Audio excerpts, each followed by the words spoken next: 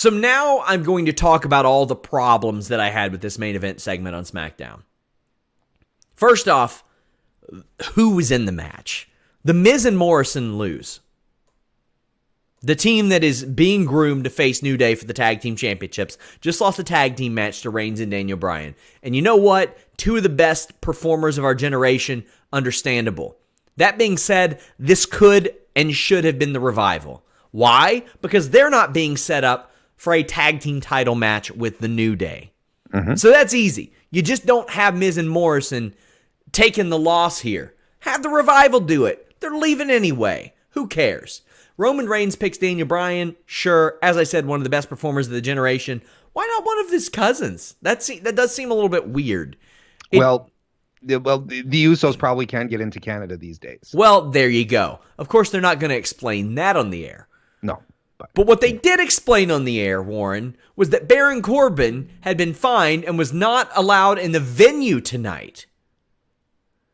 Now, Baron Corbin shows up and attacks Roman Reigns after this match. With what, Warren?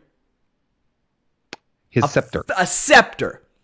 Anybody here been through WWE security? He ain't getting that through. Maybe if he would have hit him with a replica Money in the Bank briefcase, maybe he gets through.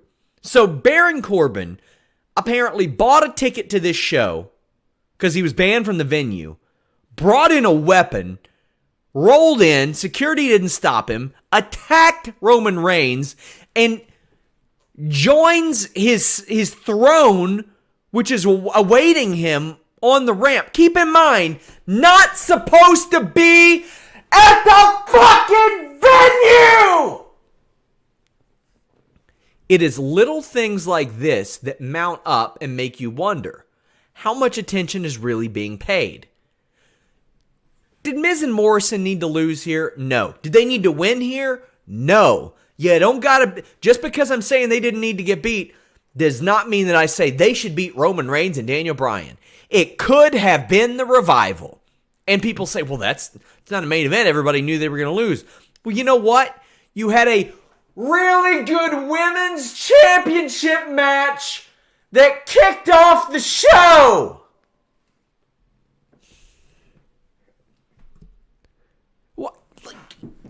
It's not difficult. Everybody on this show has been 50-50 to death. And that includes the two generational performers that I just spoke about. Roman Reigns has been losing matches to Baron Corbin and getting one-upped by Baron Corbin here and there. Daniel Bryan lost a bunch of matches to The Fiend. And John Morrison, you know what? I got no problem with him getting thrown out by Brock Lesnar in the Royal Rumble. That doesn't bother me at all. But the guy beat Kofi Kingston and Big E in singles matches. And you turn around and you just have him and Miz lose a main event tag match. Why? Why did you need that? Did you need that? Because I don't think so. I think the Revival would have been good here. It could have been good in the middle of the card. Was the lasting image that you needed, was it really Baron Corbin standing tall?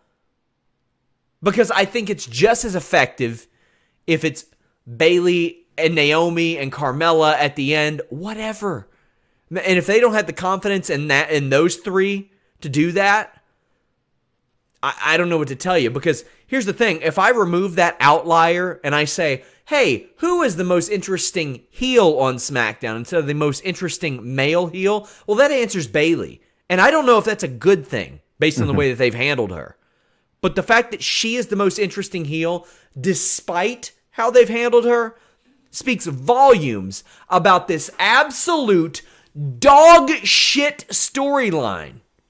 And the thing is, with pro wrestling, I'm very forgiving. If it makes sense and it's okay to decent, I'm pretty stoked, man, because there's a lot of programming on. There's a ton. You got like 10, 12 hours every week that we cover. There's a lot. These guys have been feuding since like September or October. And it's going to continue through the end of this month at Super Showdown. Oh, and by the way, at least probably another week, if the preliminary advertising for Wells Fargo Arena is true, because they're going to be in the Elimination Chamber too. So you get another week of that. Cut the shit, man.